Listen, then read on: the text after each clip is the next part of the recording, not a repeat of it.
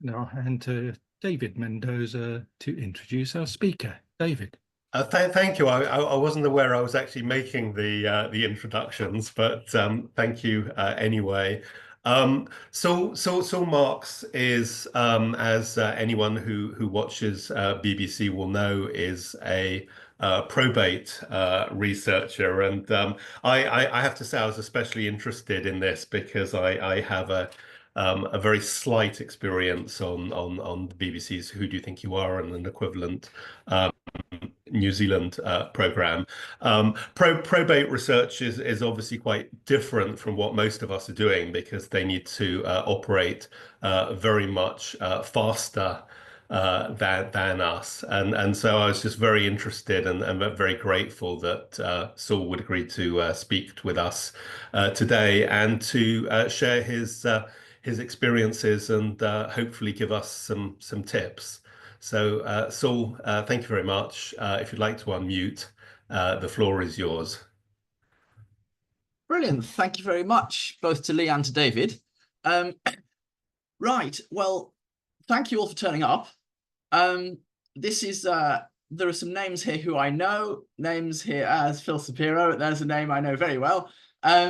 So names I know who people who I've met or corresponded with. So thank you all for coming. Some of you may have been at the annual conference in 2018, almost exactly 6 years ago, when I was invited to speak. That day, if any of you were there that day, you may remember I had no visual aids whatsoever because I was too busy to create any.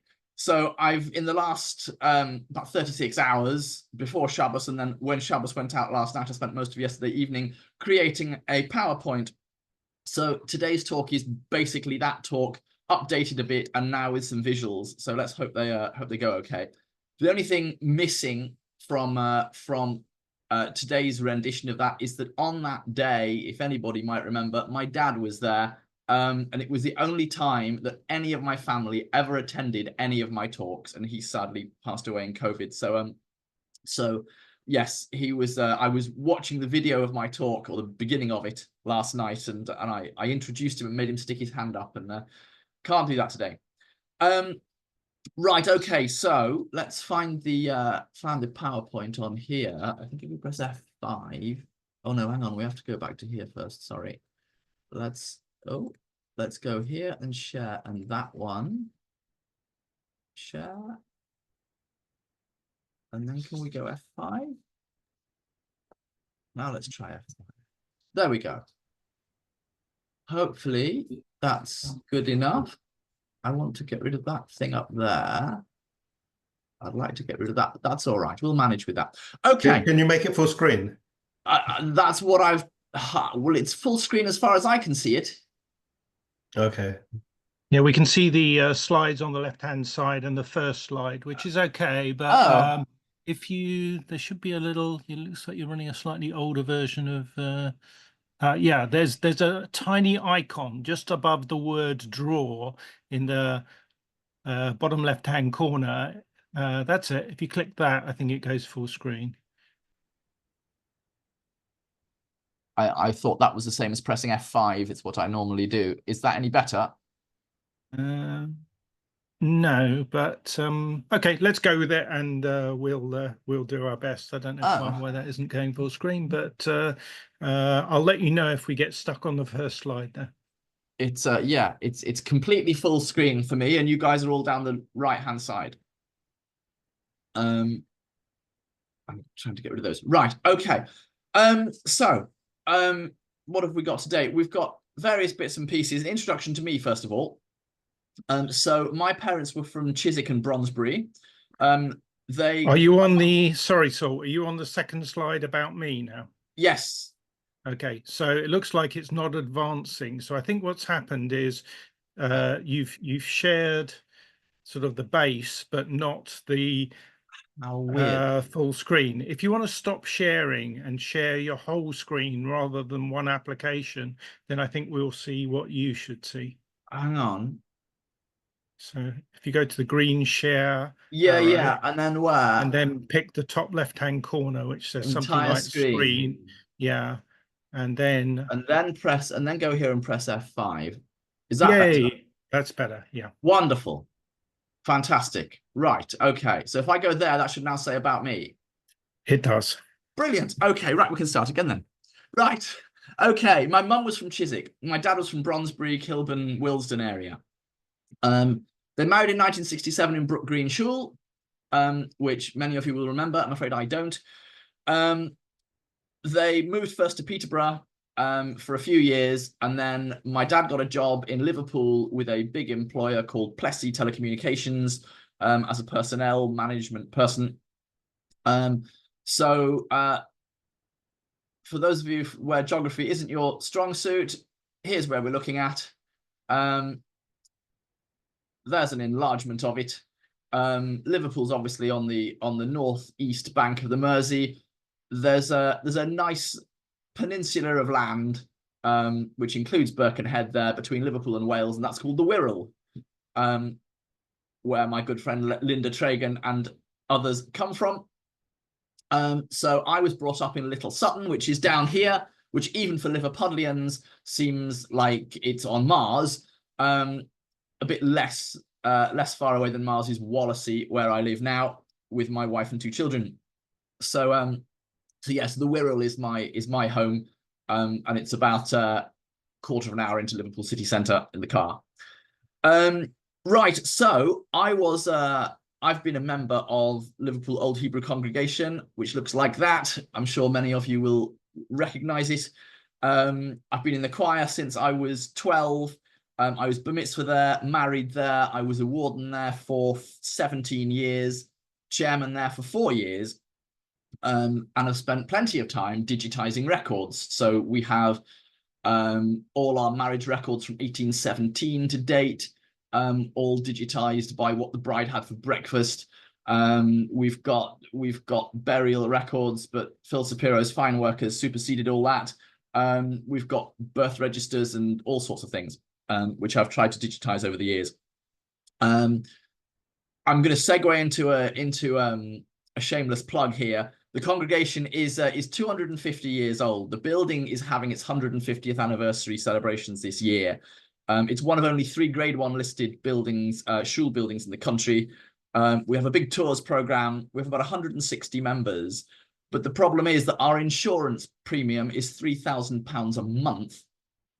We have a part-time minister, and what we really need is about 20,000 a year to keep services going, and we are right on the brink. So if any of you know of any Jewish charities who are prepared to put in £20,000 to pay for our part-time minister and his very small fee and his rather less small hotel bills pretty much every Shabbos, please, please, please get in touch with me. Drop me an email. The contact details are at the end of the presentation. We are desperate to carry on, and we're on the brink of not being able to do so in our 150th year, which is tragic. And I'm not going to get into that or I'll cry. So yes, any networking there would be much appreciated. Okay, end of segue. So very quick career progression of mine. We've had all that. I've said all those. That's good. Right, there we are. I was meant to. Oh, I did put clicks on the notes and then forgot to do it. Right, so I was at school for a while. Born in 1980, so I did my A-levels in 98. I then had a year out working, 98 to 99. Then I did applied psychology at Durham, which was the Stockton campus. They had a campus at Stockton-on-Tees in those days, so I was just outside Middlesbrough for 3 years. The 2 colleges there are now on main campus in Durham. So that was fun. Enjoyed that. Then I was going to be a teacher for a short time. So I started a PGC at Newcastle. I don't know if there are any teachers with us today, and I can't scroll down far enough to see anybody nodding or waving. But teaching is the most incredibly difficult profession. And when you find yourself feeling like that at 4 in the morning on your bedroom floor crying, you know you've picked the wrong career. So yes, credit to all the teachers who managed to survive that phase and get into the actual teaching. I satisfy myself these days with giving talks like this. So after that, I set up my own genealogy firm, doing the basic genealogical research for people, paid research, whilst doing an award in continuing education at Sunderland University, which was complicated because it was actually in Newcastle University's buildings, which is how I came to find out about it during my PGCE. But it was run by the University of Sunderland, just to confuse everyone. So I actually did that at the same time as I was doing my first clients. So yes, and then I moved back to Liverpool, and I actually lived in Liverpool, and I did a postgrad, which was in archives and records management at Liverpool. Archives are obviously something we use a lot as genealogists. I give a separate talk in which I say, well, you might think archives look like this, and archivists, and there's more archives, and archivists look like this. And in fact, they don't, because archives look more like that, as I'm sure many of you know, and more like that with beautiful mobile shelving, which you just want to stroke because it's so clean and pristine and gorgeous. And archive search rooms look like that. So, so yes, I was going to be an archivist, but the archives profession is just, it's so ridiculously competitive. There are about 3 or 4 or 5 universities churning out qualified archivists, postgrad archivists every year, and there isn't anywhere near enough funding to employ any of them. So I was going for jobs where, for unqualified assistants jobs at the most basic salaries, and finding I wasn't the only fully qualified professional archivist applying for them. I was rejected from jobs because people said I didn't ask enough questions in the interview and all that kind of thing. So it was ridiculously competitive, and I didn't make it. But I fell back on my private client genealogy again. And then I got into probate genealogy. That was because of Heir Hunters in 2007. Basically, what happened was the first series of Heir Hunters came on, and someone said to me, "Oh, this is a new program. It's right up your street. You'll have to watch that." And I watched one of the episodes in the first series and thought, yes, that's something I vaguely knew existed, but didn't really know much about. And about the same time, I went to a party, and I spoke to a bloke who I've never seen before or since, who said, "Oh yes, my mother was an heir and was contacted by one of the companies on that program. Here's the guy's number." And I took the number and did nothing with it because I'm an idiot. And a year later, my girlfriend, who was then later my fiance and now my wife, was complaining that I was complaining of having no money, and said, "Get off your tuchus and ring that number." So I got the number off the shelf and rang it, and got myself a whole career in probate genealogy. So so yes, all thanks to Leanne, that one. So yes, so there's 3 phases to my career within that then. So I was with Celtic Research from 2008 to 18. That was 9.5 years. I then left them and was with Harrison's for 9 months, which was very, very tough. Very different, learned a lot of how not to do things and square pegs and round holes. And then at the beginning of 2019, I set up my own firm, which is Origin Probate, which is still going today, thankfully. But it is still going. So yes, so that's the about me section, really. And we're going to go into the probate genealogy side a bit more now. So I described this in the biographical notes that David asked me to supply as blending traditional genealogy with aspects of sales and law. So basically, there are different elements to probate genealogy. You've got what you see on the TV program, which is the Bon of a Cantier, which is the competitive heir hunting, which is like, oh, can they get to the heirs first, and who's going to sign them, and can we get different people researching different lines? And so that's that side of it, which is the absolutely least profitable, and I don't really do any of that anymore. But that's the bit that you see and that you will be familiar with as watchers of the program. Court funds is far more where we get our cases from these days. There are a number of reasons why unclaimed assets are lodged at court. Missing beneficiaries from wills, for example, are one of them. Missing beneficiaries who can't be found from Bonavacantia estates is another. Repossessions, which we're going to talk about later, and freehold purchases, that should say, are other reasons why funds are lodged at court, literally with people's names on, and they're unclaimed by those people. And people tracing is something else that we do, which is a sort of offshoot of probate genealogy, which is not really genealogy at all. It's people tracing. When Origin was a bigger company in 2019 and over COVID, and I had a load of staff, there were people whose fortes were in the genealogy side, and there were people whose fortes were in the people tracing side, and they are different skills. Tracing living people requires different sources and a slightly different mindset, a bit like rugby league and rugby union, I suppose. But yes, so they're all different, and we're going to look at each of them. So Bonavacantia stuff. Obviously, this is largely about people who haven't made a will, and their assets go to their nearest relatives who are legally entitled.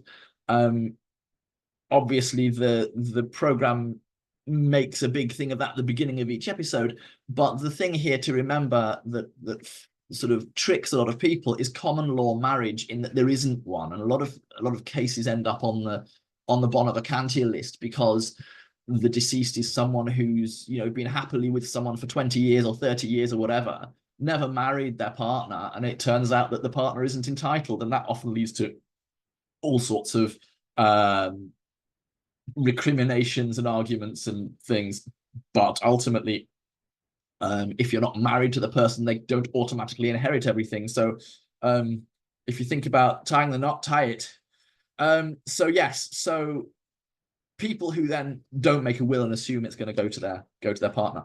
I would say there are fewer Jewish cases of Bonavacantia, largely because Jewish families tend to be closer. But if you actually stop and think about it, how many loners do we each know who are in our own family or in our own congregations, our own communities, people who have no one? And I can think of 2 or 3 who I've known over the years at Prince's Road. You know, you think of people and you think, well, who's going to know when they die, and where are their assets going to go? So there are some. But yes, most of the cases, obviously, we do are not Jewish. So I always liken this to maths. If you've got any mathematicians amongst you, pure versus applied maths. So you lot and I are very much pure genealogists. We trace families because we are absolutely addicted to tracing families, and we love doing our own, and it gets us all excited, and everything's color-coded in our heads, and it gives us a warm, fuzzy feeling. And sometimes we've done it for friends or other family members, and we've looked into things for people, and we like doing it because we love solving quadratic equations and simultaneous equations, and it feels lovely. Probate genealogy is applied genealogy, so it's the genealogical equivalent of finding out how much force you need for the car on the road, on the bend, on the friction of the wind tunnels, all that kind of stuff. It's applied genealogy. So this is about researching not very far up the tree, but outwards, widthways, as quickly and accurately as possible before the competition do it before you.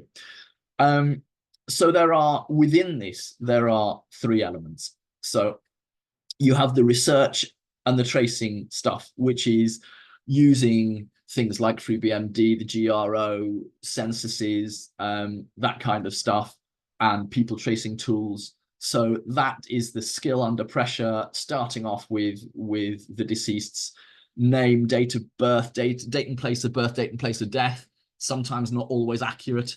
And that's what you've got to go on, and it's like go, and you've got to turn this one name and a couple of dates into a whole tree, which might go on to, you know, first cousins once removed, first cousins twice removed. It might be children, might be an estranged partner. So it can be anything, and you never quite know what you're going to find. So there's the research side of it.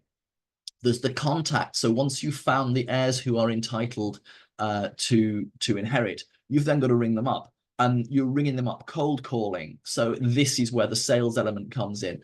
So you have to ring them up. You've got to be prepared for them to put the phone down on you. If you're visiting them, I've had doors slammed in my face because people think I'm selling double glazing or goodness knows what. Somebody once said I look like a doctor coming up the drive with a suitcase. But yeah, so you have to think about sales techniques in terms of what can you get in that first 10 or 15 seconds? How can you capture their attention? You know, I'm researching a case today, name of so-and-so. I believe this was your great aunt, or this was your mother's cousin, or whatever. You've got to try and get as much information in there so you capture their attention. You're then telling them about a relative who's died. So sometimes these are conversations which are difficult and sensitive. You get some very unusual reactions. A lot of the time, people don't know the person who's died, or thought they died years ago, or didn't know they exist. And then there's less of a sense of sensitivity and more of a sense of information dissemination. So if you're with them in the house, you can sit down and say, let me show you the tree, and like, here's your dad. Oh yes, that's right. Oh, there's Uncle so-and-so. Oh, this is Uncle so-and-so's son, right? I didn't realize Uncle so-and-so had a son. So you're conveying that to them in terms of sort of teaching them about their family. But you get some very strange ones. I've had people cry, and I've had to cope with that and reassure them. I've had people do exactly the opposite. I went to sign a family. It was a load of daughters. The deceased had died in Bristol, and the daughters were all from Chester. And I had been there. I'd actually been to the mum's house. This was the deceased's ex-wife. And the daughters were there, and they were like, is he dead? Is he really dead? And I was like, yes, he's really dead. And what this guy had done to his daughters, who knows? But, you know, they were literally, one of them got on the phone to the other daughter, to her sister, and went, the bastard's dead, down the phone. And, you know, it's really, and they were like, can we have the death certificate? And I'm like, yeah, when I get a copy of it, you're welcome to a copy of the death certificate. And they were like, brilliant, we'll frame it. So you get some families are families, aren't they? They're all different. So you get some very, very different responses when you deal with the contact phase, and it requires a completely different set of skills from the genealogical research. After that phase, and they've signed the contract and all that kind of stuff, then there's the admin. So you're talking about record keeping, you're talking about data management, you know, collecting in the data off the form that they fill in, entering that into a spreadsheet, liaising with them when they ring up every 5 minutes, when you've told them it's going to be 12 to 18 months, and they ring up every 2 weeks going, let's just see how it's getting on. How's it getting on? It's like, I still haven't heard anything. So there's all that kind of stuff. But there's an element then of customer service, and people say, you know, can we see family photos, and you know, can we be in touch with cousin so-and-so who we haven't seen in years? And so there's a whole load of sort of customer care that goes with that, and the admin side. So once you've solved a case, you're then sort of dealing with the aftermath of it. So there's three very, very different elements to that. Now processes have changed quite a bit on the program, and bear in mind that the program finished 6.5 years ago, nearly 7 years ago. It's 7 years since we were filming the last series. So in those days, what used to happen is someone would die, and whether it was the bank or the care home or the local council would refer the case to the Treasury Solicitors Department. They would do a lot of liaison. They would take possession of the assets. They might even administer the estate, and then they would advertise it on the Bonaventure list, where companies like mine would jump on it. That's all changed. So the Treasury don't have staff anymore. They have like one poor woman who answers all the emails, bless her. But yeah, basically what you've got is the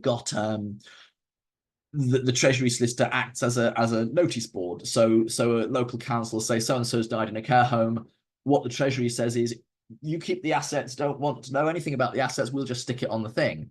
And then when you see it on the list, you're then meant to make a formal application to the Treasury and get a letter back from them saying it's nothing to do with us, go and speak to the referring party, which they now tell you who it is. So everybody ignores that and just goes straight to the referring party. But yes, so it now becomes, instead of a race to sign the heirs and then a race to get the first claim into the Treasury before the opposition do, in order to get control of the administration of the estate, what happens now is a number of companies do their own administration, and they have a sister company or a subsidiary company that does the administration of the estates, which is, let's say, unethical, borderline illegal, but more and more companies are doing it. And in an unregulated industry, it's there's not much you can do about it. But you get companies where, you know, you've got one arm of the company that will charge a lower percentage in order to sign the heirs up, and then the other arm of the company will charge an arm and a leg to administer the estate, and that will then come out of the estate, and they'll make their money that way. So it's particularly over COVID and just before COVID, that was happening a lot. Origin, as an ethical company I was very much taught that's the wrong thing to do and wrong way to go about it. We did struggle. We did struggle because we were ethical, and we were losing commission that way, which was hard. One of the things that COVID did provide, though, was electronic signing. So there's a lot less need now to go out and visit people. We can, and to put stuff in the post, we can ring an heir up, speak to them on the phone. We can email an electronic signing document through DocuSign. They can get it up on their phone or on their computer. They can click the button and either draw their signature with the mouse, or they can click a signature. Many of you have probably done this for banks and things, and send it back, and you'll get the contract back in minutes sometimes. So all these are changes which have happened really since the TV program finished. Obviously, it's very, very competitive. Certainly in my early days when we were doing a lot of visiting, there were times when there were two companies turned up, reps from two companies turned up on the same door at the same time. I did one where an elderly chap and his brother agreed to meet with a company, and then I got there and the other company was there, and when I had phoned up, the guy thought it was the first chap ringing a second time and didn't realize that he double booked both of us and all that kind of thing. There was another one later on after that where there were three companies who were sending reps around to all these various cousins on this family, trying to sign them all up in person, dashing about the Wirral we were. And it was late afternoon, and I got to this woman's house, and I got there to find reps from two other companies there at the same time. And this woman had got home from work and been deluged with basically salesmen on her door. And she put two of us in the kitchen, dealt with the first one, then dealt with the second one. I was the third. And by the time I got and she dealt with them and taken their paperwork, kicked them out, the next one came in. By the time I got there, she had a very large glass of wine in her hand. And yeah, so ultimately you end up where some people sign with some firms, some sign with a different firm, and you have to deal with that in the administration phase. So yeah, so then obviously you sign people up, and then the estate needs administering. So whoever gets the claims in first to the probate registries and things like that will get control of the estate. So what you need to do is you need to be partnered with a good lawyer who acts very, very quickly. Solicitors who deal with and work with probate genealogists are specific and have specific methods by which things get done much quicker, because they're racing with other solicitors firms at the same time. So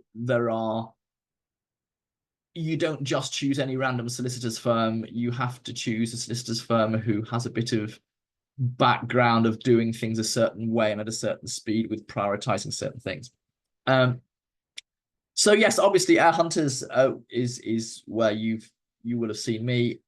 So There's a title card from it. So it was great to watch. I enjoyed watching it as a viewer, and obviously then as a participant. It was great fun to be part of. I was on 34 episodes over 10 series. There were 12 series in total. I was in series 3 to 10. It was made for the BBC. People say, oh, it's a BBC program. Well, it was made for the BBC by a company called Avalon. It wasn't by the BBC. It was sold to the BBC. And ultimately, the BBC didn't recommission it after series 12. So yes, it's unpaid. People think, oh, he must have a bob or two if he's on TV. Well, no, we didn't get paid a penny for it. What we got was the free publicity. Which is not a bad thing, years on from the end of the program, we still refer to it. I still, play the Heir Hunters card. You might have seen us on Heir Hunters, that kind of thing. So it still has its uses years and years on. But yeah, so it was unpaid. It was great fun to film. I filmed in my office, and when we were in our old house at the old home office, we filmed a lot of sort of what are they called, sort of situational shots, me walking up and down a random street, driving along in a car along a random street. So I would pick streets around my house and things like that, and we would do, right now drive past the camera this way, go to the end of the road, come back, drive back the other way, now walk past the camera, now walk back, now do it looking at some house numbers as if you're going to go into a house.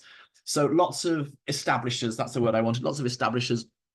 But I filmed in libraries and all sorts of things, and we had like interesting locations where we'd meet with heirs. Sometimes we'd film at heirs' houses. A lot of the cases that we did were retro, so these were cases that had been done. I didn't film very many live cases. There was one where they filmed me live because they filmed me doing some research at a register office in North Wales, and the research led to me going to see an heir in real time with the cameras coming with me. That was only that one occasion. Most of the stuff that our company did was retros, where the research had been completed and it was a case of retelling the story and what we did next, and then we did this, and then here's some talking heads. So yeah, they did one series a year broadly. I think the first couple were slightly more frequent, but largely it got into a routine where there'd be one series a year. We'd film in the summer or autumn, and then they would post produce, and then it would go out in the March or April. Trying to get cases on, we would be competing with the other companies to get our cases featured. There was one season where they took about 8 of my cases. They wanted everything I could throw at them. They lapped it all up. After that, they were very, very reluctant, and we had to sort of badger them and pester them. And I would write like a précis of the case, when they we'd be expecting them to go, right, we're now open for new cases. And we had to kind of that day really send them a document with, here are some cases, here are some touch points, this case had this in it, had that in it, these kinds of things, we've got heirs to film on this one, we've got a nice angle for you on that one. So I was kind of pitching these cases to the company, and sometimes it was very, very hard to get them to pick something up. And sometimes when they did, they took a completely different angle. I had the most wonderful case which had everything. It had World War II, it had gestational diabetes deaths, it had there was a manor house in it, there was servants and illegitimacies and photos that people were prepared to share, and they just would not take this case because they insisted on one particular element of it, that they couldn't make it work because they couldn't find someone to do this element of it. And I said, never mind that, you've got all these other things that makes this a fantastic, and they just wouldn't take it. So yes, it was difficult. That's a publicity shot of me in this room, in fact, just behind where I'm sitting. That was the last series, and I can tell you that because it was the series I decided to not bother shaving when I did the filming. And so definitely big mistake there. It just didn't look good on TV. That amount of stubble, you either want a full beard or you want to be clean shaven broadly, and I went for something in between, and it just didn't. It looked dirty and horrible, so I don't like that. It's a nice photo, but I wish I was clean shaven. That's literally filming happening in the room just over my shoulder. There would be lots of those, like, now talk through it, now point, now remember where you did your pointing, and then point that one, and that. So I was having to double think myself all the time. A lot of shots that you also get when you're having one person filming, these were all one camera shots. So you would do something and then you'd have to film it again. And when they film over your shoulder like that, they are using the visuals, but they're not using the audio. So what they would say is, right, do all your pointing again, but you don't, and your mouth needs to move, but you don't need to say the same words. So I would be doing that, saying something like, and then I pointed over here, and then I pointed there, and I left it there for a few seconds, and then I went to here. So they could get from behind me the motion of my mouth talking, but they were using the video from the one they'd shot 5 minutes the audio from the one they shot 5 minutes previously. So there's lots of repetition in all that. That's me sitting at this desk, properly shaven. Note the lack of shoes. I have to say that there's a repeat lack of shoes today, but there was lots of that. So that was a shot of the shooting happening. So yes, that's what Air Hunters was like to film. We're on to the second page of this now. Right, so casebook, we're going to whiz through some casebook stuff because I do want to leave time for Q&As. So some casebook stuff. So there are, if you go on the Origin Probate website, there are some video clips from YouTube of some of my previous cases, mostly from when I was working at Celtic. So yeah, so there were a few Jewish cases that I can mention. There was a lady called Casson who her son and her husband had predeceased her, and we did all the work to find the cousins, and then it turned out that a will came to light, and so all our work had been for nothing. We filmed in London. I can't remember where, but we did film. So sometimes a will comes to light. The next one is something which we will all be very familiar with, is name changes. It's all very well when a family goes variously by Solomon, Salter, or Selman, but it's even harder to trace them when the road name changes as well, because when they live on Wiesbaden Road and it comes to the First World War and nobody likes anything German, so then they get called Belgrade Road instead, and you have to trace them all over a second time because the road name has changed as well as the surname has changed. So yes, that was another one which we filmed. Sometimes things don't go how you expect. We had a Jewish gentleman from Edgware who had died. We dealt with all the cousins. They absolutely swore he had no family. He was potentially learning difficulties, wouldn't have known a woman if he fell over one. And then there was a separate claim that went into the administrating solicitors from a woman who said, he's actually the father of my child. She was a Filipino Catholic lady, substantially younger than him. And we said, prove it, and she did, with documentation and then later with DNA. So, oh, I've missed the international one. But yes, so that was the secret child comes up. So sometimes you get that kind of thing. And again, all your work has been for nothing because the cousins don't inherit after all. The international case is the one that I missed above that. Obviously, Jewish cases, non-Jewish cases, plenty of immigrants who come here and die here, and their family are all in other countries, and we have to employ people to do the research over there and sign ours over there. We've had one at Origin where they were Serbian, totally non-Jewish Serbian family. They settled in Bradford, but most of the family are Serbian. Some of them ended up in Russia, some were in Australia, some were in Croatia. So again, that's dealing with foreign agents who work with us. You get private referrals. Charles Tucker at the Beth Din referred us a very nice case, very lucrative case where there was someone who had died, and they knew one side. I think it was the maternal side they knew, but the maternal cousins were most upset to find that the paternal cousins had an equal right to inherit, even though they'd not seen him for years or anything else. And they were very reluctant, and they came to us saying, look, unfortunately, we've been told that we have to find the paternal side. So we found the paternal side, and there were loads and loads of them. And so the maternal cousins didn't get as much as they would have liked, and they were all miffed about it. Sometimes you get private referrals from one heir, an heir on a case that we had. His best friend died, and he had no family, and he said, look, you did a good job for us when I was an heir on my cousin's case. Here's another case for you. So again, referrals are great. If you happen to know anybody who needs people finding, send them our way. There are others. There's one which I call Going the Extra Mile, one of my very first cases, a very local case. I spent ages driving around the Wirral, Liverpool, trying to sign people up, finding that Fraser and Fraser had got there half an hour before me on each occasion. And then my colleague in the office was doing some research and found one heir that hadn't been contacted by anybody, who lived in Lincolnshire. So starting at 6 o'clock in the evening on, I think it was the 18th of December, just before Christmas, when it's really dark and there's loads of traffic, I got in the car in Liverpool and I drove something like 200 miles across the M62, across to Lincolnshire, to a random caravan to sign this woman.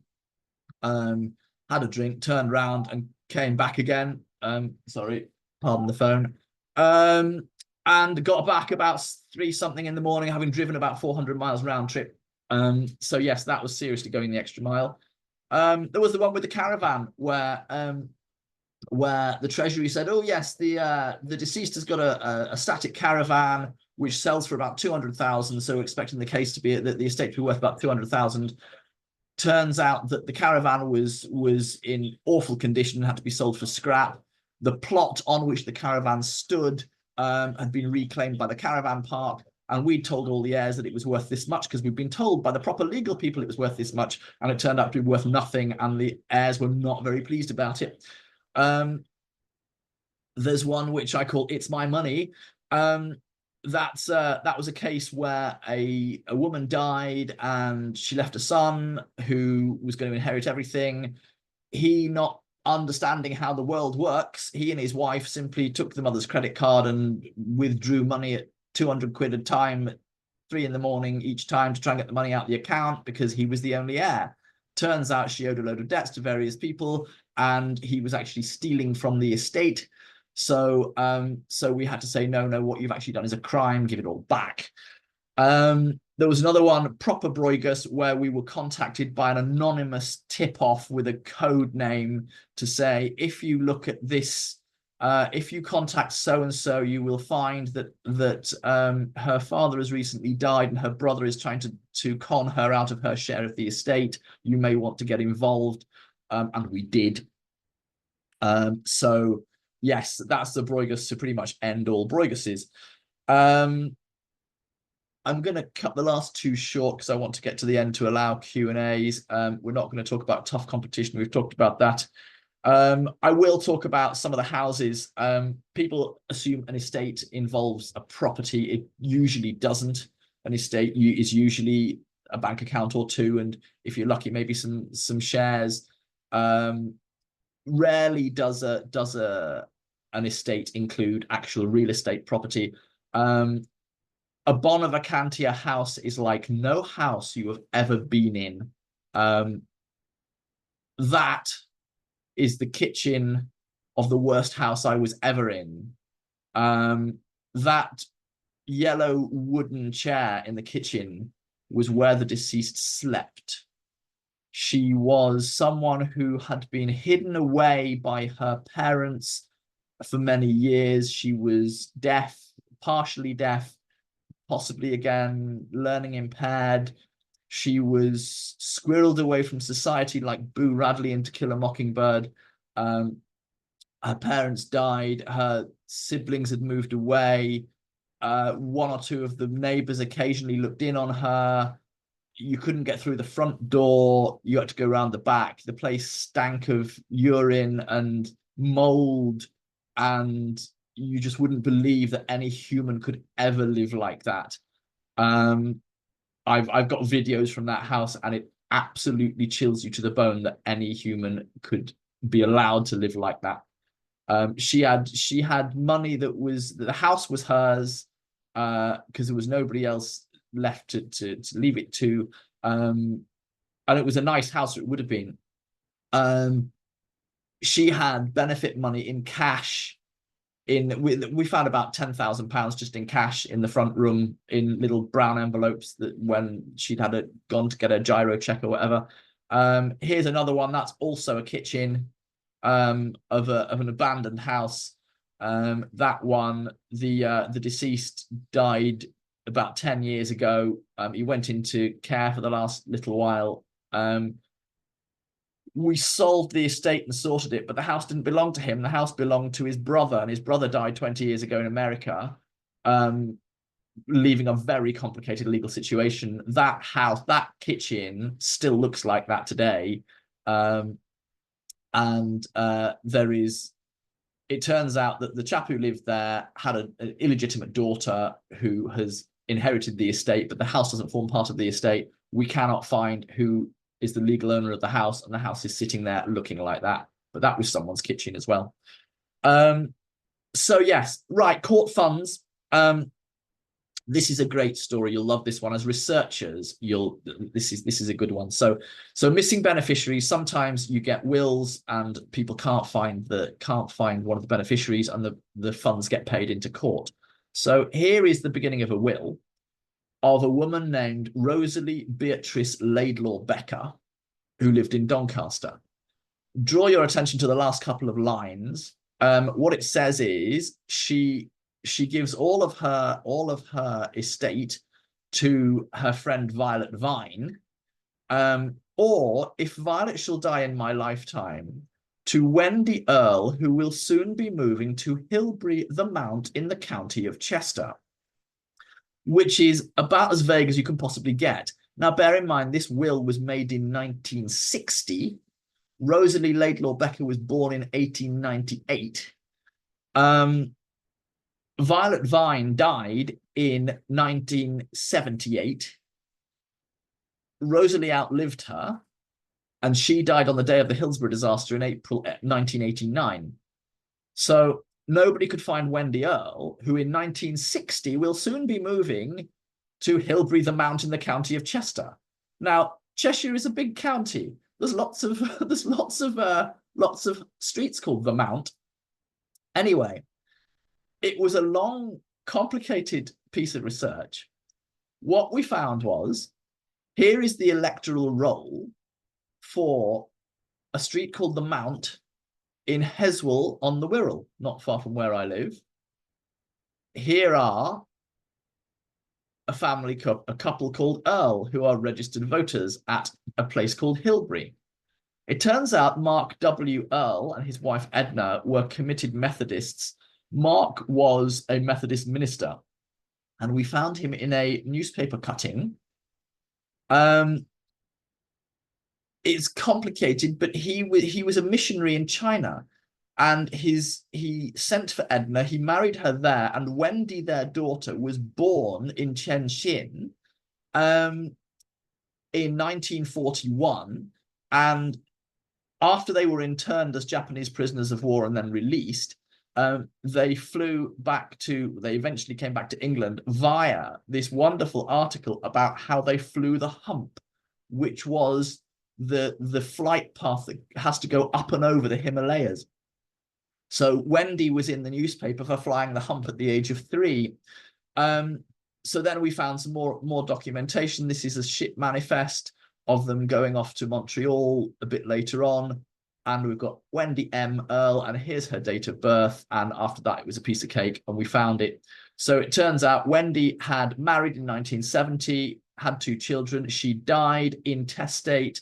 Her share of Rosalie's estate then passed to her husband, who had died in 1994 intestate. His share of this of someone he never even knew passed to his children, who we were able to sign up on contracts, and eventually they got their inheritance, and that was £101,000. So it was a lot of hard work. It was a fantastic piece of research, and we're very proud of it. And we got two people who were Wendy's children, got them a very nice slice of inheritance. So yes, repossessions is another source of unclaimed estates. Someone gets repossessed from their house. By definition, it's because the lender wants their money back and they can't make the repayments. So what happens is the house gets reclaimed, the lender reclaims the money that's been lent, but by definition, there is a residue left which the owner owned, and the person who was repossessed is entitled to their equity in the property back. But by definition, the fact that they've had to leave their home means they've moved, and nobody makes any effort to find out where they've moved or keep any record of them for when the equity is due back to them. So there are plenty of occasions where lenders have made a half-baked job of trying to find the repossessee and failed. So it's got paid into court. So again, there's literally hundreds of thousands of pounds with people's names on it sitting in court, and they don't know it's there because they assume if I've been repossessed, I walk away, I get nothing. But no, you don't. You might, if your equity is 20,000 in the property, it's 20,000. If it's been a divorce and you've split it, then you might get 10,000. The point is that there's money there. So this is more of the people tracing, where we're starting with a name and a former address, and by this point it's moved away from genealogy, and we're just looking to find who they were and are they still alive. In most cases they are. The other one is freehold purchases. You've got a block of flats and they're all leaseholds, and all the leaseholders have got together to buy the freehold. The problem is, if the freeholder was the Earl of so-and-so who died 100 years ago, then who is the freeholder now? And you're looking in old deeds and stuff, and again it's about documentary research, finding out who the freeholder was. Are they still alive? If they're not, did they leave a will? Who are their executors? Working down that way. So people tracing is really where we're at now. Silent searches, solicitors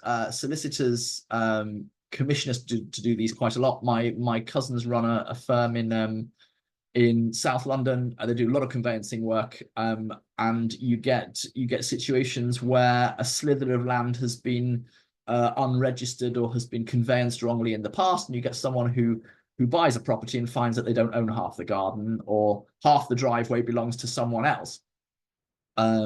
This was another lovely one we did this year, actually. At the top of that, this is a conveyance which was from 1965 for a piece of land in Kent. At the time, it was farmland, and it was sold off to be developed, and now forms driveways and gardens of people's houses. But the woman at the top, Fanny Calvert, formerly of St Mary's, Calcott Hill, Surrey, in the county of Kent, widow. And the solicitors asked us to find who owns Fanny Calvert's land now. And it was very complicated because there's quite a few Fanny Calverts. We had to find one that was a widow. We had to work it back to find someone who was in the right area at the right time. What we found was a very, very interesting piece of research. This woman was born in 1896. She was from Leicestershire. She was a bit of a known controversial figure in Leicestershire. She then moved to Kent, lost her husband. She died in the 70s, but 1976, her share of whatever her share would have been of the land that she didn't know that she still owned went to her son. Her son died intestate, so everything went to his second wife. His second wife didn't have any other children. She died intestate. but her parents were still alive, or one of her parents, no, one of her parents had died, the other one might still be alive. Her brother then got her share, her brother had died, and so then it went to the brother's son, the brother's daughter, the daughter had died, and it ended up going to her executors. So when we reported to the solicitors, we ended up producing this flowchart with Fanny Calvert at the top, 1883 to 1979.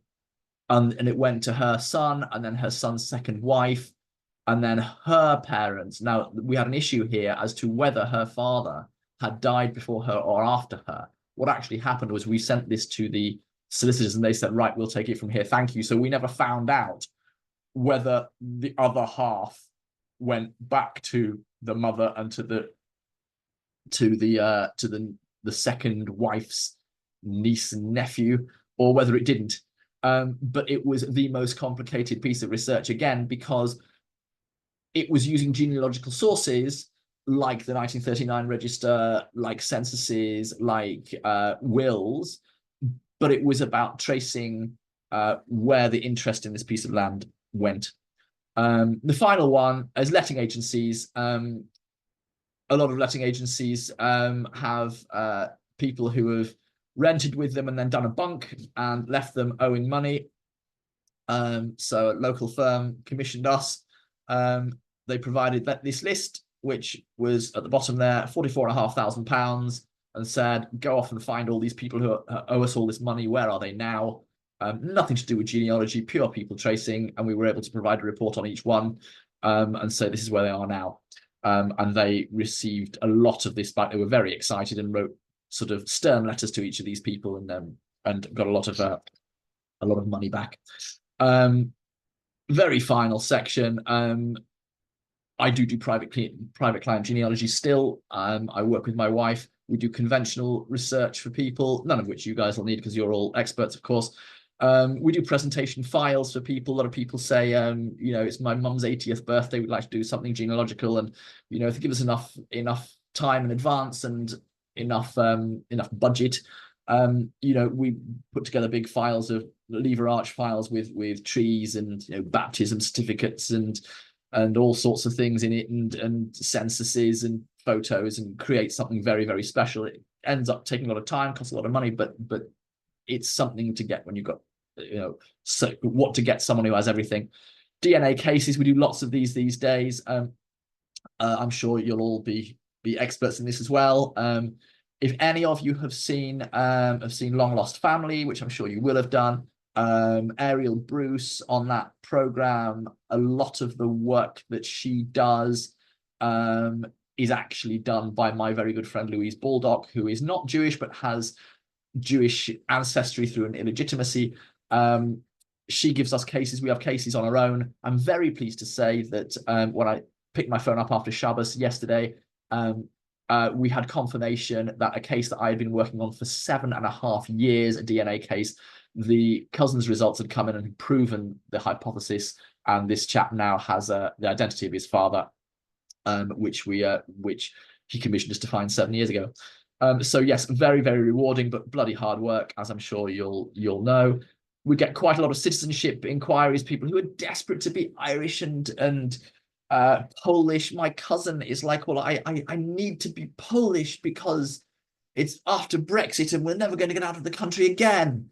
And I'm going to have to be Polish. And he's had to join all sorts of Polish communal institutions, and he shares nothing in common with these people. And literally, we come from a shtetl where the Polish people committed the Holocaust pogrom in 1941, and he's like, but I have to show that I'm one of these people. It's like, you're exactly not one of these people. But yeah, you know, we have to sort of humor them, and if they're going to pay us to prove they're Irish or not, more often than not, prove they're not Irish because or not Polish or not Spanish or not German, because they're it's like their great however many ancestors are too far away. You know, that's money, even if we roll our eyes while we're doing it. And very unusual reasons. The girl on the left here in the red shirt, she plays basketball for Wales, and it's all thanks to us because we proved she was Welsh. She wasn't good enough to play for England. Her dad's a very good friend of mine, and he's a basketball coach. And And he said, well, I'm sure my wife's family's got some Welsh. Here's what we've got so far. Find us some Welsh. And I went back one more generation before their research and found that both the parents of that line were both born in Anglesey. We made a submission to Basketball Wales, and she and her sister, who is not in that photo because she's younger than her and it's a very old photo, have been playing basketball for Wales for ages. So there we go. So referrals, please. Anybody who's got connections with solicitors, who needs people finding. So we're talking about people and wills who can't be found, find the beneficiaries. We need people finding for conveyancing, people finding for land stuff. Send them our way. Letting agencies who want people to be found, local authorities, executive services, empty homes departments, care homes who need people tracing, housing associations that, you know, people have died, they need to find people, bereavement offices, admin offices at hospitals. The poor things are just deluged with, you know, people dying in their hospitals, and who's going to register the death, and these poor administrators go and register 3 or 4 deaths a day for people where there's no family, and obviously members of the public as well. And the very end of it is my contact details. So that's the private client side of stuff, Brothers Wish, and my numbers. And we've got Origin, which is the same, different number, but it all comes through to this office. And all that leaves us with is time for your questions. I think a slightly overrun, but the best I could do in the circumstances, I think.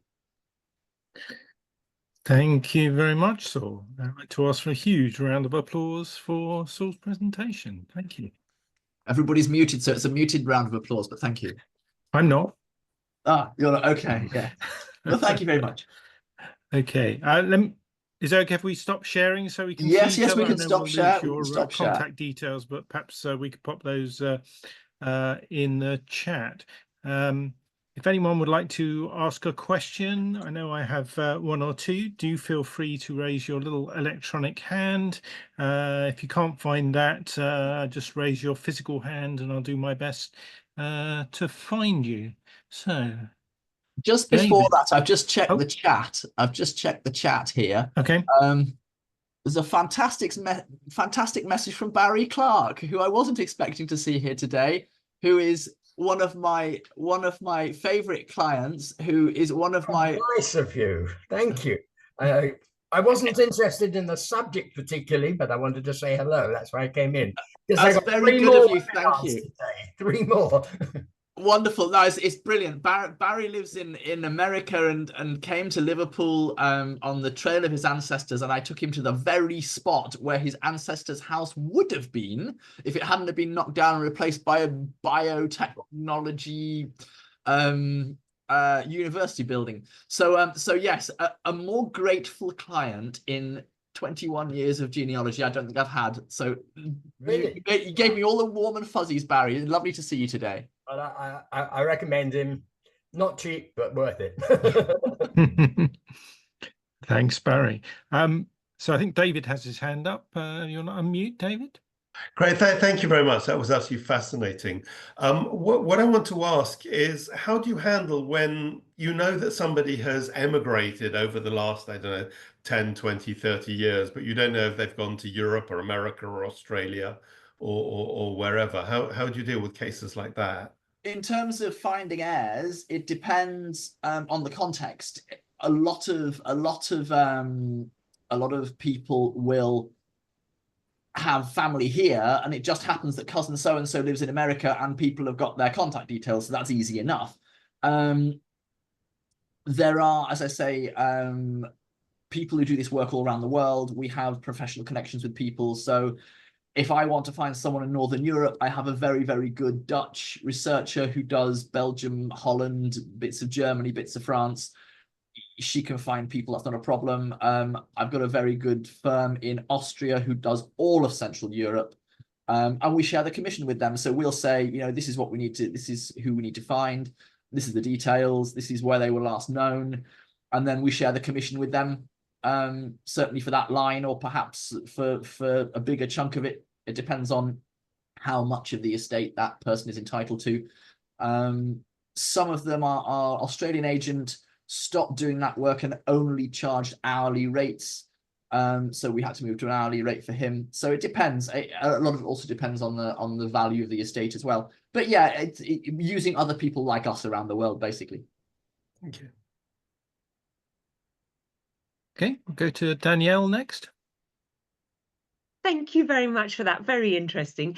Thinking about the two images of houses in horrendous disarray, I wondered, given the housing shortage, is there any point at which, say, the local authority or the government can sort of reclaim, if it isn't possible to trace an heir, is there a deadline by which it is possible to get those houses, put back into use? And following on from that, if a mistake were made, is there a way subsequently to sort of rectify it? Like if it were compulsorily purchased or whatever, and then it was discovered there was an heir, how does that work?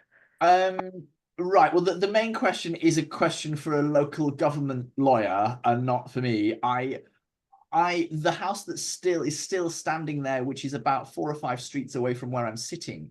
As I say, the woman who was the rightful heir of the person who lived there, she's entitled to the content and she's entitled to his assets, but she's not entitled to the walls and the roof. So there may be a point at which the government can reclaim it. What we find with some of the freehold stuff, and this sort of is a crossover, is that with the freehold purchase, when the freeholder can't be found, a surveyor is sent in and a price is arrived at, and the purchasers then pay the court that price. So the surveyor reports back to the court and says, right, the freehold is worth X in my professional opinion, and the judge then says to the leaseholders, right, this is what you have to pay to get it, and that money is then paid into court. I presume that there must be a way of doing that here with this particular house. Why it's not been done, I don't know, considering that the owner of the house died in 2003. His brother who lived there died in 2013. We dealt with the case in 2019 initially, and it was eventually resolved this year. It should be something that is doable. In terms of when, if someone is, it turns out that it's gone to the wrong people, the answer is that the money will go into court. If it were to go down that route, the money would be paid into court or would be held by the local council, and it would be held until the right person comes forward. So yes, so that's so it would be then up to the person to come forward or up to us to find them. Okay, thank you for that. Question from Gina. If you could unmute. Okay, done it. Thanks, Saul. That was really interesting talk, all of it. I just wanted to say, I know it's probably what you'd consider a rival now, but years ago I was doing a family tree for an old school friend, and something just drew me to looking at Bonaventia. And it was an unusual, I'd never done any Polish research before. This was a Polish family. And purely by chance, the surname was on there, on the list. And I leapt out of my chair like I was going to hit the ceiling. I was so excited to find this name on the list. And I ended up doing a proper family tree and taking it to the treasury for him. And he got about, it was very little, I mean, compared with most sums. It was, I think, £1,200 estate. Okay. And he insisted on dividing it between all his first cousins, because I told him, at some point it may come out that this money was given out. So he just said, oh, well, I'd want to share anyway. So I think they ended up with about £200 each, he and all his cousins. But he was, I was excited, he was excited, and never imagined that I would actually find somebody on a list. Who did the administration of the estate? Was it paid out direct from the treasury? God, I left that part to him. I think so. think it was the man had actually died in Fry and Barnet Hospital. Right. Okay. And had no other no direct heirs. I just passed it over to my friend afterwards to deal with the money side of it. It didn't come to me. Gosh, well, no, I mean, that's fantastic work. Well done. All I can say is well played. Yeah, it was exciting. It is. It's you get that same sense of satisfaction. I mean, we're all addicts. All of us here on this call are all addicts to genealogy, and you know, people said to us, all of us, people said to us years ago, it's not as much fun tracing families that aren't yours, but it bloody well is. Yeah. So well, I've done a lot for my various friends. They're always asking me. I think on that point, you know, it's how to distinguish between a normal person and a genealogist. And the true genealogist is also interested in other people's families as well, because they know you're probably going to be related somehow if you keep researching long enough. Mm-hmm. We did a DNA case recently for Louise, and it was a complicated sort of case. It was a guy who had Jewish ancestry but didn't know where from, and it was his it was going to be his father. This chap is mid-80s and discovered through DNA that his biological father was Jewish, and it was a case of find the father. We found this guy, and it was a complicated thing to do with a place called Retford in Nottinghamshire. You don't think of Jews in Retford, but apparently there was this Jewish firm in Retford, and it was the owner of the firm who had a roll in the hay with another local shopkeeper who was about 28 years younger than him.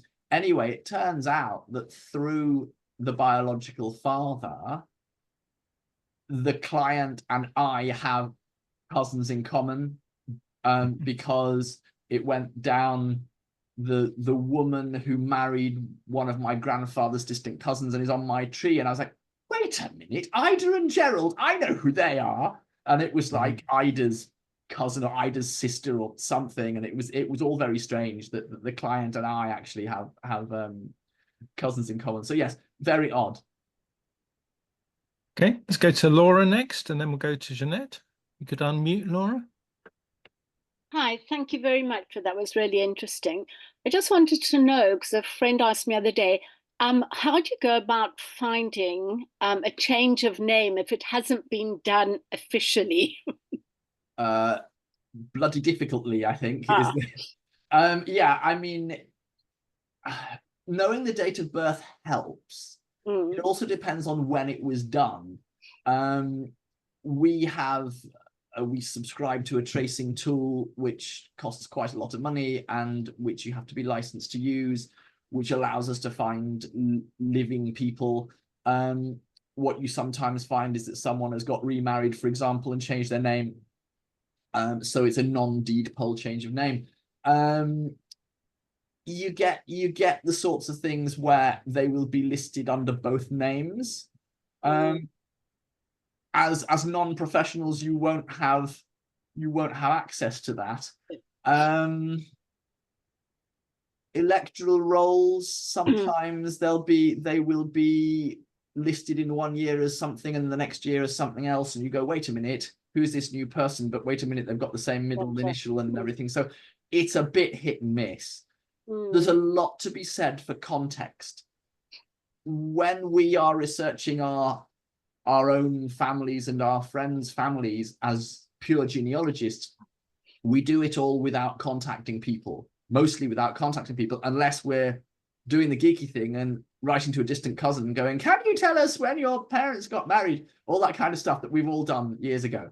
When you're doing it from the perspective of probate genealogy, when you're looking for, you know, heirs and you're perhaps in competition with somebody else, speaking to other family members is what you do all the time. So you can shortcut a lot of the research. You still have to go back and check it's right and check they're not sort of conning you and not mentioning Auntie so-and-so who they don't like and they don't want to inherit anything. But yes, you can shortcut a lot of that stuff by saying, we've really struggled to find Uncle so-and-so. And they go, oh yes, well, he moved to Fiji. That's why you can't find him. Or yes, well, he changed his name to such and such. And go, ah, right. So yes, it's context is a thing. Is there a place, sorry, just to, this is somebody who was born here and then moved to South Africa, and the name got changed somewhere along the line. I'm not sure where. Would there be an archive at the passport office that one could find old passports? No, I'm not that I'm aware of. Not that I'm aware of. I see Jeanette shaking her head there. Yeah, that's you're very much at the very edge of my knowledge sphere there. I think if Jeanette, if you know more, something more concrete, a more concrete answer, then I don't think so. Feel free to answer that one for me. That's not something I know about, I'm afraid. Okay, all right, thank you anyway. No problem. Maybe I can try and help. So up until about just before World War II, people could just change their name. There wasn't a requirement to do it formally. When people started to change their name and changed it formally, you might find looking in the Gazette useful. I know that. That's one place to look.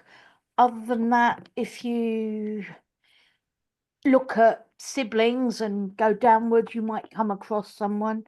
There's a possible, but anyway, that was, I'm not wanting to No, I'm just thinking actually, the case that I mentioned, this big DNA case that we solved and that was confirmed yesterday, which I'm still bouncing off the ceiling about. I'm so pleased. That was a change of name. And one of the ways that we found it was because one of the cousins changed their name. 1939 registers a good one because they've got changes of name for any reason, usually for marriage, but sometimes we'll have a man that's crossed out and that's got the new name where the man has changed the name. So it was because there was a line of cousins that used this other surname. And I thought, well, let's just see if this line also used that surname. And I reran all the searches under that surname and I found them. So yeah, sometimes it can be, you're looking for very, very sort of sneaky clues. If someone else has changed to a new surname and there's a line you can't find, try using their surname and see if they went, oh, I like that surname too. I like that one. Okay. Jeanette, did you have a question? Yes, I do have a question.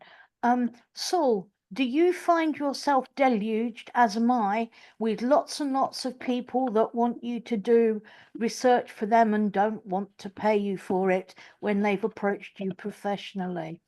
No, generally not.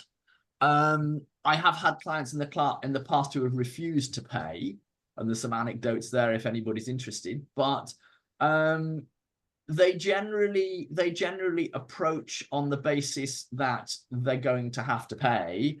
And the two things as a professional, which I always ask them is what are you looking to find out and what's your budget? So establishing from the client what they want and establishing what their budget is. And sometimes they say, we haven't got a clue what the budget is, you tell us. And then you can say, well, on the basis of this, and I try and give them a ballpark figure. I'll give them a range. So I will say 400 to 500 quid or 300 to 500 quid or something, rather than saying to a client, it's going to be X, because you always know you're going to run over. So you always try and give them a ballpark, and then they will say that's fine, or they will say, can we do it at whatever? But you always try and make it as easy as possible for a client to pay. So you will say, installments is fine, bank transfers fine, a check is fine, and you emphasize that whatever is easiest for them is fine, and then they tend to pay. Yeah. There was a chap once who not that long ago, a couple of years ago, who was from Huddersfield, lived in Australia, and had done a load of work on his family and got it back to 15 something or other.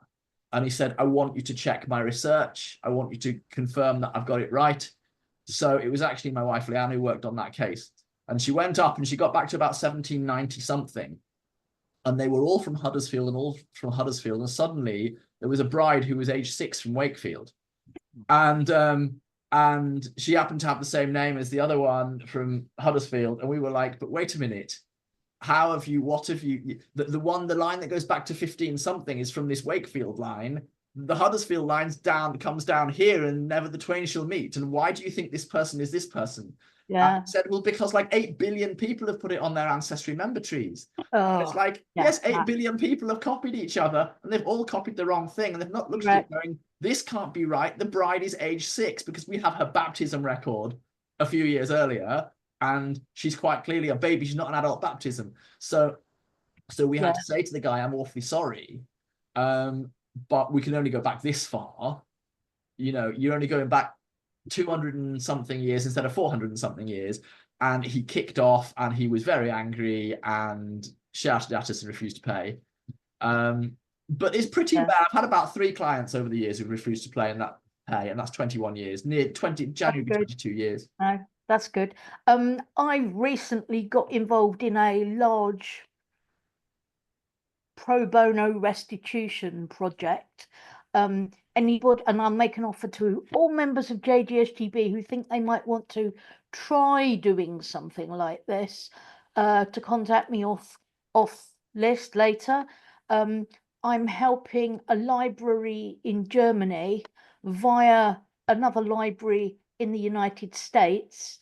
There is a collection of books that the Nazis stole from predominantly Jewish people in the run-up to the Holocaust, and it has been decided by a court in Germany that the books must be restituted to the heirs to the books.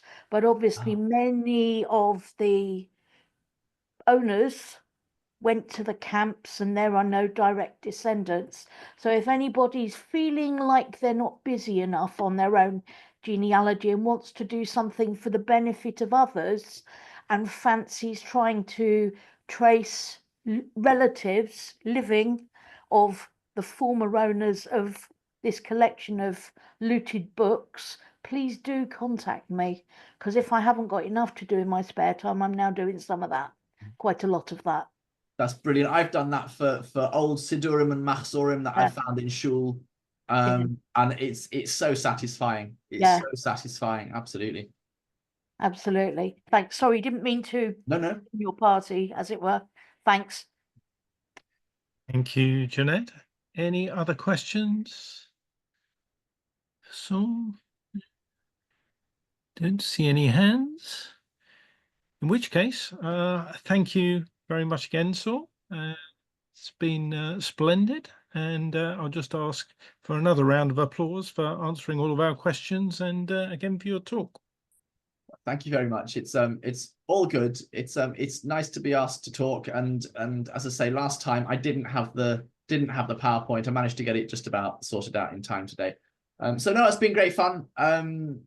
Feel free to contact with me with any stuff. Please, if you can think of anyone, anywhere, anyhow who can help our shul. I know it's a massive segue and it's hijacking everything, but my word, someone somewhere has to come up with a nice charitable trust who will go, yes, here's £20,000. You can carry on for another year. My word, we need it. Thanks for that, Saul. Let me just stop the recording.